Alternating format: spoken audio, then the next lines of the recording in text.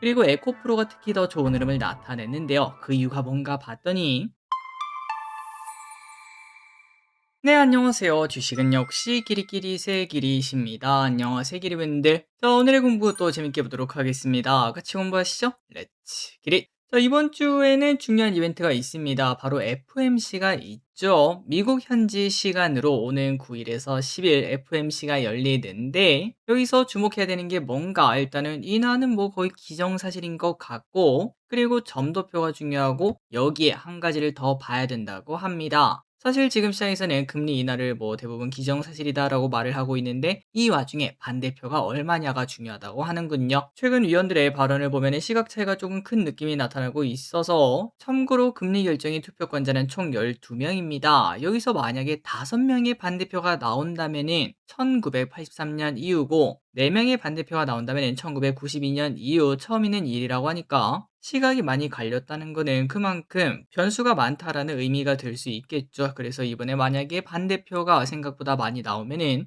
증시가 또 흔들리는 트리거가 될 수도 있다고 합니다. 금리 인하가 다가 아니라는 거죠. 자, 이번 주에 어떤 결과 나올지 한번 보도록 하고 12월에도 계속 증시가 따뜻했으면 좋겠습니다. 다음입니다. 좋은 거는 또 보자. 자, 내일부터 청약하는 공모주입니다. 다들 알고 계시죠? RG노믹스, 주관사는 삼성과 NH증권이고 최종 주식 수량이 각 증권사마다 12만 주밖에 안 됩니다. 그렇기 때문에 진짜 뭐 확률로 보자면은 4인 가족이 청약해도 진짜 재수 없으면 하나도 못 받는 그런 부분도 생길 수 있을 것 같은데 하지만 또 그 반대로 정말 재수 좋으면은 4명 다 받는 뭐 그런 일도 생기지 않겠습니까? 그렇기 때문에 꼭 한번 청약을 해보시면 좋을 것 같습니다. 지난주에 상장했던 에임드바이오 기억나시죠? 그 정도의 퍼포먼스를 나타내 줄 수 있을지 기대해 보도록 할게요.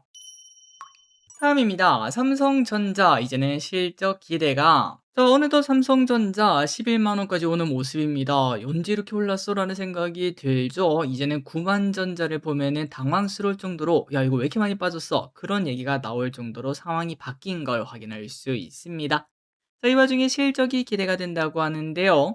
내년 초에 실적 발표가 다가오면 다가올수록 주가가 상승할 수 있다라고 말을 해볼 수 있겠고 여러분들이 아시다시피 메모리 수요가 급증하고 있기 때문에 LS증권의 4분기 매출은 90.7조로 예상하고 기존 컨센은 87조인데 서프라이즈가 나올 것으로 본다고 합니다. 자, 그래서 삼성전자 이제 목표가 뭐 14만 원, 15만 원 뭐 이런 식으로 나오고 있는데 거기까지 갈지 모르겠지만 최소한 12만 원은 찍지 않겠나라는 생각이 들어요. 어느덧 11만 원까지 오기도 했고요. 12만 원까지는 최소한 들고 가 보고 내년 초에 삼전의 실적 보고 그때부터 얼마나 더 투자할지 실적 보고 정하면 될 것 같습니다. 일단은 계속 홀딩 해야겠죠. 다음입니다. 알테오젠 코스피 간다. 자, 오늘 알테오젠 임시 주총이 있었습니다. 코스피 이전 상장에 대한 결의가 완료되었다고 하고요. 일정까지는 확정된 건 아니지만 내년 중에 코스피 이전 상장을 마칠 수 있도록 준비한다고 합니다. 일단 현재 시총만 봤을 때 알테오젠의 시총은 24.8조 원, 시총만 보면은 코스피 30위 내로 단번에 들어갈 수 있다고 하고요. 현재는 28등 삼성 SDI 시가총액이 25조 원, 29등 삼성화재가 22.8조 원으로 요 사이에 쏙 들어갈 수 있다고 합니다. 자, 다만 이렇게 코스피 이전 상장 이야기가 나와도 지난주 금요일에 크게 급락했던 알테오젠 주가가 크게 움직이는 모습은 나타나지 않았습니다. 바이오가 조금 쉬어가는 걸까요? 다음입니다. 바이오가 쉬니까 2차전지가 가기 시작합니다. 올해 반도체가 갑자기 급등했던 것처럼 2차전지도 내년에 그 정도의 상승을 기대할 수 있지 않을까? 아마도 이런 생각 다들 하실 것 같은데요. 그런데 갑자기 오늘 이상 급등이 쭉 나타나는 모습입니다. 에코프로 차트가 미쳤죠. 너무 이뻐졌습니다. 자, 그렇다면 에코프로가 이렇게 오른 이유가 뭐냐? 두 가지가 있다고 하는데요. 첫 번째는 LG 엔솔이 벤츠와 2조 원 규모의 전기차 배터리 공급 계약을 체결했다고 합니다. 그러다 보니까 2차전지 아직 죽지 않았어. 실적 계속 나오고 있잖아. 이런 얘기가 나타난 거고 그리고 에코프로가 특히 더 좋은 흐름을 나타냈는데요. 그 이유가 뭔가 봤더니 자, 계속 저기리시 말하는 게 어코시 어차피 코스닥의 시간이 온다라는 거 아니겠습니까? 그런데 여기서 정부가 코스닥을 민다는 얘기가 나타나고 있는 와중에 1등 자리가 누구였죠? 알테오젠이었죠. 하지만 알테오젠이 코스피를 가면은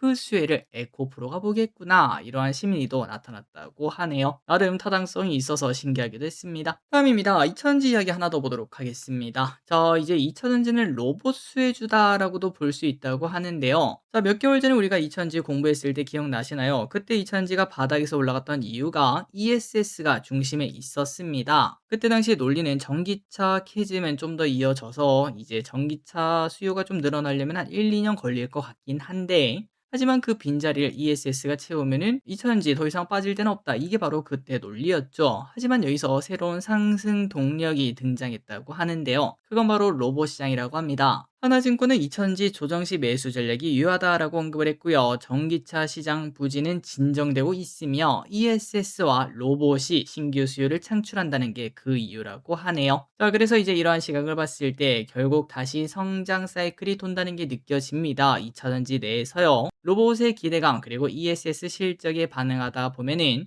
1년에서 2년이라는 시간은 금방 지나가겠죠. 그리고 그때가 되면은 전기차가 폭발적으로 늘어나는 시간이 또다시 올 거고, 아니 근데 요즘 하이브리드가 대세잖아. 전기차 시대가 올까라고 생각할 수 있지만 자율주행이 그 키가 될 수 있을 것 같습니다. 여러분들도 이제 슬슬 느끼고 있죠. 자율주행 시대가 온다는 거. 한번 FSD 경험하고 나면은 자율주행 안 되는 차 타기 쉽지가 않습니다. 그런데 이 자율주행을 하려면은 결국 전기차가 필수이기 때문에 전기차의 시대는 올 수밖에 없겠죠. 어쨌든 내년까지 이 차전지도 길게 투자할 만한 사이즈가 있지 않나라는 생각이 듭니다. 다음입니다. 외국인 노동자 그리고 이민자가 5%가 넘었습니다. 어느덧 우리나라에 외국인이 5%가 넘는다고 합니다. 그러니까 20명 중 1명이 외국인이라는 건데, 이렇게 생각하니까 진짜 많은 사람이 있구나라는 생각이 들죠. 귀화자, 이민자 1세, 2세 등을 다 포함해서 그렇다고 하는데, 그런데 중요한 건 이겁니다. 이 이주 배경 인구라고 표현하더라고요. 이 분들이 대부분 생산 연령 인구라고 합니다. 그래서 지방으로 가면 갈수록 이주 배경 인구 없이는 일이 안 돌아갈 정도라고 하는군요. 자, 확실히 광역시만 벗어나도 여러분들 아마 느끼셨을 겁니다. 외국인이 진짜 많아요. 외국인 전문 슈퍼 등도 많아지고 있고, 그리고 시골의 학교를 가면은 오히려 한국인 아이가 없고 외국인 아이들만 있는 그런 현상도 나타나고 있다고 합니다. 우리나라도 많이 바뀌고 있는 거죠.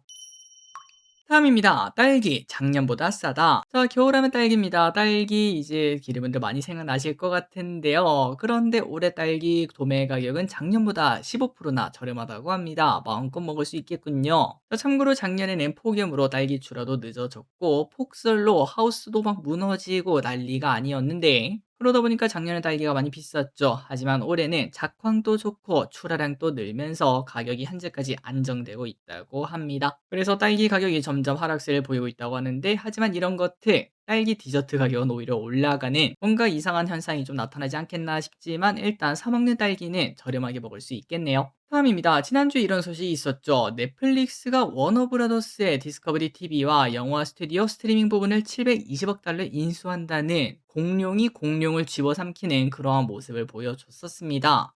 엄청나게 큰 규모다 보니까 업계에 주는 파동도 클 것으로 보이는데, 그런데 트럼프가 갑자기 등장했네요. 여기에 대해서 관여하겠다라는 얘기를 꺼냈습니다. 트럼프는 이번 M&A로 시장 점유율에 우려가 생길 수 있다며 그 결정에 관여할 것 이렇게 말을 했는데요. 물론 반대를 하겠다라는 뉘앙스는 아니었지만, 그럼에도 갑자기 트럼프가 끼니까 상황이 이상해지는 건 아닌가라는 생각이 듭니다. 자, 다만 넷플릭스는 워너브라더스를 이렇게 인수한다고 해도 왼쪽에 보다시피 주가는 힘이 좀 빠지는 모습이네요. 다음입니다. 서울 세계 10대 도시 선정. 자, 우리나라에도 관광객이 많아지는 모습이 슬슬 나타나고 있습니다. 나중에 우리나라도 관광으로 먹고 사는 그런 나라가 될 수 있을까요? 글로벌 데이터 분석 기업인 유로모니터 인터내셔널이 세계 유명 도시를 발표한다고 하는데, 이번이 한국이 10위에 올라섰다고 합니다. 아무래도 K컬처 위상이 높아진 그 영향이 크다고 말할 수 있겠죠. 참고로 서울은 23년에는 14위였는데 작년에는 12위를 했고, 올해는 10등으로 진입, 내년엔 8등 할 수 있을지 한번 기대해 보도록 하겠습니다. 자, 그렇다면 1등은 누군가? 바로 프랑스 파리가 5년 연속 1위를 차지했고, 그 다음이 마드리드, 3등이 도쿄라고 합니다. 도쿄를 좀 따라잡았으면 좋겠네요. 자, 그렇다면 관광객이 단순히 가장 많이 찾은 곳은 어디일까 하고 봤더니 바로 태국 방콕이라고 합니다. 연 방문객이 무려 3천만 명에 달할 것으로 추산된다고 하네요. 대단합니다. 다음입니다. 스페이스X 상장 준비. 일론 머스크가 스페이스X 상장을 준비한다고 합니다. 내년 하반기 IPO를 추진한다고 하는데요.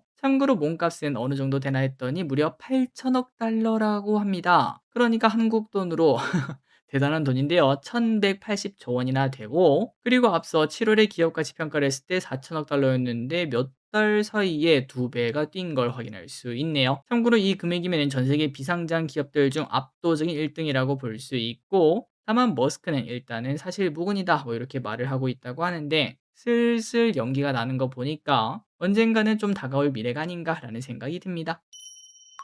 다음 소식입니다. 우크라 전쟁은 여전히 ing 끝나나 했더니 또 전쟁이 가속화되는 모습입니다. 이런 상황에서 러시아의 영토 점령전이 빠른 속도로 진행 중이다, 이런 보도까지도 등장을 했는데요. 결국 우리나라에서는 이러한 소식에 재건주는 또 쉬고, 방산주는 거봐라 전쟁 쉽게 안 끝난다 라는 얘기와 함께 다시 또 상승하는 모습이 나타나고 있습니다. 그리고 트럼프도 젤렌스키에 대해서 조금 실망스럽다라고 이야기를 하면서 종전은 또다시 좀 멀어지는 분위기네요. 그리고 요 소식도 이제 방산주를 좀 위로 올렸습니다. 중국과 일본의 군사적 긴장감이 나타난다고 해요. 중국이 훈련을 진행하는 과정에서 항공모함에서 전투기가 이륙해 비행을 했고, 일본 측은 혹시 모를 영공 침범을 막기 위해 긴급 출격을 했었다고 하는데요.